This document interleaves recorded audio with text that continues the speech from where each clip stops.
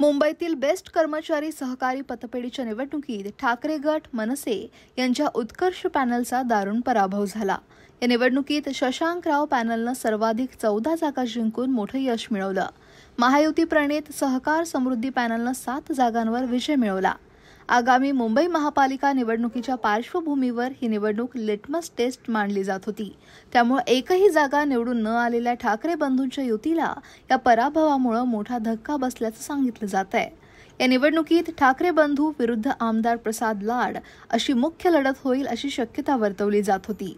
दोनही गटांकडून आपलाच विजय झाल्याचा दावा सोशल मीडियावरून केला जात होता, पण शशांकराव यांच्या पॅनलनं कोणताही गाजावाजा न करता दणदणीत विजय मिळवला। प्रसाद लाड यांच्या पॅनलला 7 जागा मिळाल्या तर ठाकरे बंधूंच्या पॅनलला एकही जागा मिळाली नाही। शिवसेना का हरली हे सांगत विजयानंतर शशांकराव नेमकं काय म्हणाले पाहूयात। असं आहे की शिवसेनेने गेले अनेक वर्ष कामगारांच्या विरोधातली कामं केलेली आहेत BST आणि महानगरपालिकेमध्ये, आणि कामगार विरोधी काम करण्याचं च्या विरोधात त्यांनी जे कामगारांच्या विरोधातलं केलेलं आहे एकूण त्याच्या विरोधातलं नोंदवलेलं हे मत आहे। असं आहे की तुम्ही जरी एकत्रित आलात पण कामगारांच्या हिताचं काम केलं नाही तर कामगार स्वतःचा निर्णय घेऊ शकतो हे कामगारांनी आज स्पष्ट केलेलं आहे।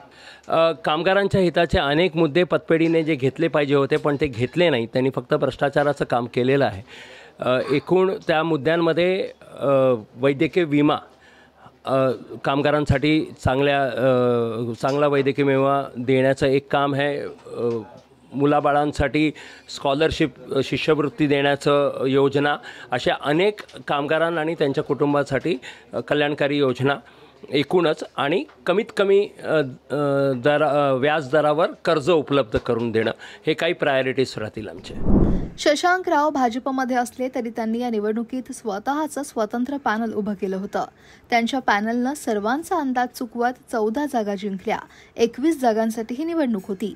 शशांकराव यांचे वडील शरदराव हे कामगार नेते होते।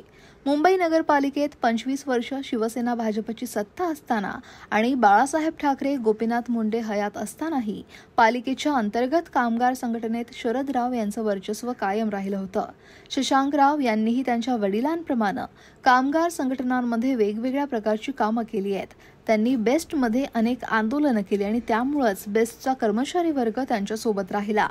बेस्ट पतपेढीच्या निवडणुकीत 21 जागांपैकी 14 जागांवर शशांकराव पॅनलचे उमेदवार विजयी झाले, तर महायुतीच्या सहकार समृद्धी पॅनलला 7 जागा मिळाल्या।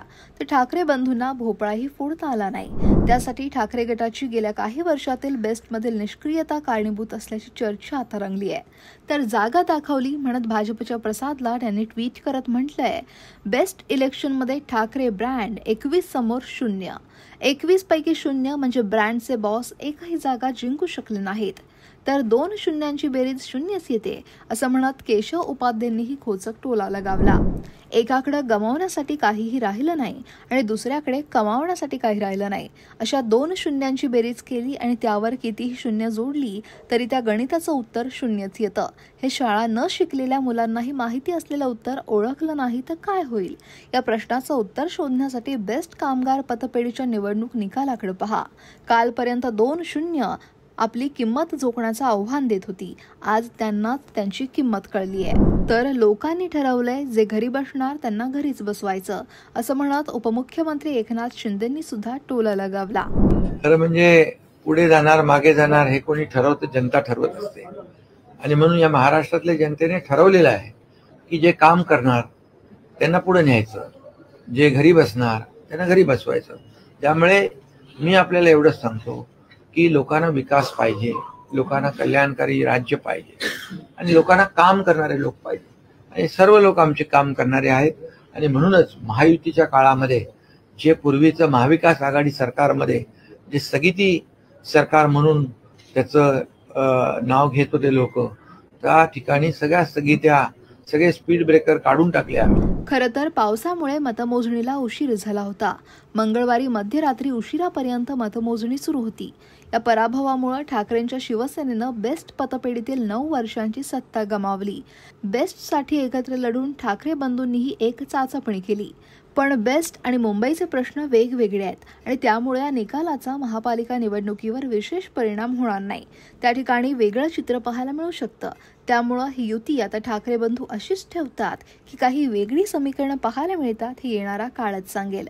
तुम्हाला या निवडणुकीविषयी काय वाटतंय आणि युतीविषयी काय वाटतंय कमेंट नक्की करा. लोकमत सबस्क्राईब करायला विसरू नका.